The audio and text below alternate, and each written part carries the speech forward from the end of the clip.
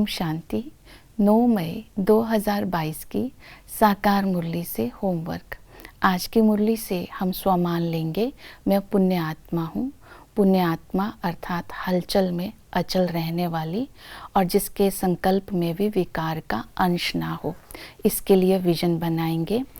अकाल तख्त पर विराजमान होकर मैं आत्मा 3 बिंदी का तिलक लगाती हूँ। मैं आत्मा बिंदी, बाबा बिंदी और ड्रामा बिंदी इस स्वरूप में स्थित होकर श्रेष्ठ संकल्पों के द्वारा, कल्याण की वृत्ति के द्वारा और शुद्ध वाइब्रेशंस फैलाते हुए हर आत्मा को प्राप्ति का अनुभव करा रही हूँ। तो इसी तरह आज हम पुण्य आत्मा बनकर सबका कल्याण करेंगे। आज की मुरली से धारणा के लिए पॉइंट लेंगे। बाबा ने कहा, तन मन धन तुम ईश्वरीय सेवा में लगा करके बाप की स्थापना, स्वर्ग की स्थापना में बाप का मददगार बनो।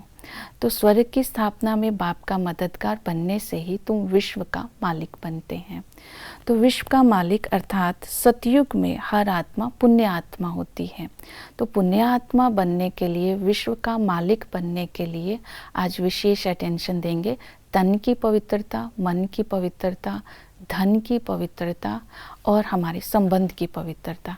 तन की पवित्रता के लिए बाबा ने कहा कि तुम इस संगम पर अगर पावन बनते हो तो पावन दुनिया के मालिक बनते हो, इसलिए पवित्रता की प्रतिज्ञा करो। तो स्मृति बाबा ने आज हमें दिलाई कि तुम ब्रह्मा की औलाद, ब्रह्मा मुख वंशावली हो, अर्थात आपस में भाई बहन हो। तो इसीलिए विकार में नहीं जा सकते। ये पवित्र बनने की एक युक्ति है। तो बाबा ने कहा, अगर ये श्रीमत का पालन करते हो तो तुम्हारी चढ़ती कला होगी और मुक्ति, जीवन मुक्ति में ऊंच पद मिलेगा। दूसरा, मन की पवित्रता के लिए बाबा ने अटेंशन दिलवाया, हर काम बाबा की याद में करो और भोजन भी बाबा की याद में ही बनाना है। और 3 बिंदियों का तिलक लगाकर मन को व्यर्थ से मुक्त रखना है।